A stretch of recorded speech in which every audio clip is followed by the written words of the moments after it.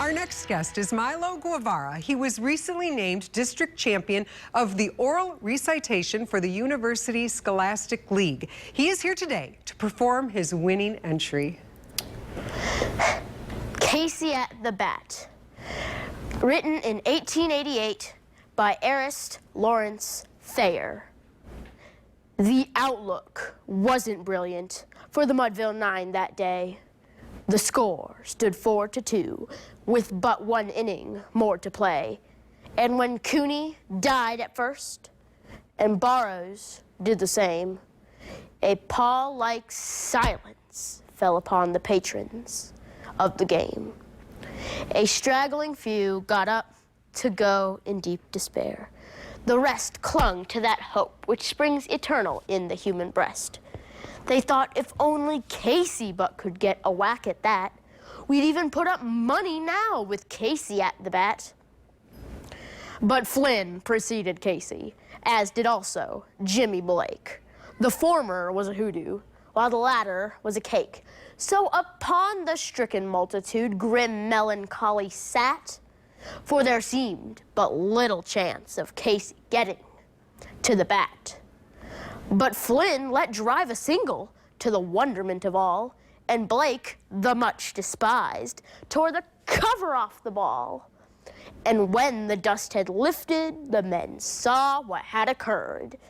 There was Jimmy, safe at second, and Flynn, a huggin' third. And from 5,000 throats and more, there rose a lusty yell. It rumbled through the valley, and it rattled in the dell. It pounded on the mountain and recoiled upon the flat.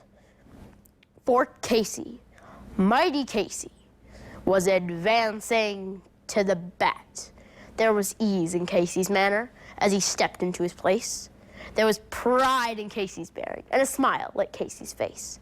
And when, responding to the cheers, he lightly doffed his hat, no stranger in the crowd could doubt 'twas Casey at the bat. 10,000 eyes were on him as he rubbed his hands with dirt. 5,000 tongues applauded as he wiped them on his shirt. And while the writhing pitcher ground the ball into his hip, defiance flashed in Casey's eyes, a sneer curled Casey's lip. And when the leather-covered sphere came hurtling through the air, and Casey stood a-watching it in that haughty grandeur there, close by the sturdy batsman, the ball unheeded sped. "That ain't my style," said Casey. "Strike one," the umpire said. From the benches, black with people, there went up a muffled roar like the beating of a storm waves on a stern and distant shore. "Kill him! Kill the umpire!" shouted someone on the stand. And it's likely they had killed him had not Casey raised his hand. With a smile of Christian charity, great Casey's visage shone. He stilled the rising tumult, and he bade the game go on. He signaled to the pitcher, and once more the dull sphere flew, but Casey still ignored it, and the umpire said, "Strike two." "Fraud!" cried the maddened thousand, and the echo answered, "Fraud!" But one scornful look from Casey, and the audience was awed. They saw his face grow stern and cold. They saw his muscles strain. They knew that Casey wouldn't let that ball go by again. The sneer had fled from Casey's lip. His teeth were clenched with hate. He pounds with cruel violence his bat upon the plate. And now the pitcher holds the ball, and now he lets it go, and now the air is shattered by the force of Casey's blow. Oh, somewhere in this favored land the sun is shining bright. The band is playing somewhere, and somewhere hearts are light. Somewhere men are laughing and little children shout. But there was no joy in Mudville, for mighty Casey has struck out. Nice job! Wow, Thank you. Milo, how did you learn to memorize like this? Well, after a lot of practicing and reading over paragraph by paragraph, memorizing sentence by sentence, I eventually got it. Well, you got it. All right, Dad Simon, you are here with 10-year-old Milo. Are you amazed that this kid can remember like that and perform it? It was really great because he picked the poem, and it's a pretty long one, right? But he got down the motions and the words, but he was still reading it. So his mom said, Milo, go memorize it instead, because that'll really send it over the top. So he disappeared for about 20 minutes, came back, and he's like, got it. Okay, and we're like, no way, no way. And he just did it off the top. He said, you know, I can feel like I can memorize almost any script. Wow. So what do you want to do someday with this memorization skill and your love for acting? Well, I've always wanted to do what you do, Miranda. So you want my job?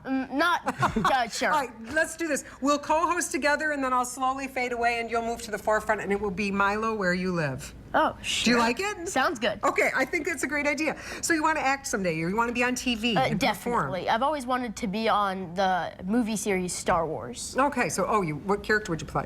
I wouldn't really care as long as I was on it and I could like interact with the character Chewbacca. That is so cool. You know, we've got some photos of you and you're acting and you're with your siblings. Tell me a little bit about the family, Simon. Yeah, we try to keep the art of presentation active. I mean, it's so easy for kids to be entertained these days on screens and movies, but we want them to be able to create entertainment, want to be able to express their feelings and their emotions. And so we do try to work in as much as we can into our family, sort of a theatrical presence. I mean, neither one of my wife and I come from a strong theater background, a little bit of, television background, but the point is to get them to be able to communicate their thoughts and feelings outwardly rather than just always feel like entertainment is something to consume. Right, that's a great thing to do. What advice would you give to other 10-year-olds who are watching you and saying, man, I would love to do something like Milo's done? Well, don't think about what you can't do, but I would think about how you're doing and try to improve off that. Like, you don't always want to be defensive, like, oh, I'm doing this so wrong, I need to work on better on that and that. Well, is try to actually get the poem memorized, and then you can work on it. All right, so here's what I'd like you to do. I'd like you to look at the camera, and I'd like you to say, we'll be right back with more fun. All right. But with passion and excitement. Do Okay. it. We'll be right back with more fun. Brilliant. Fifth Third Bank is proud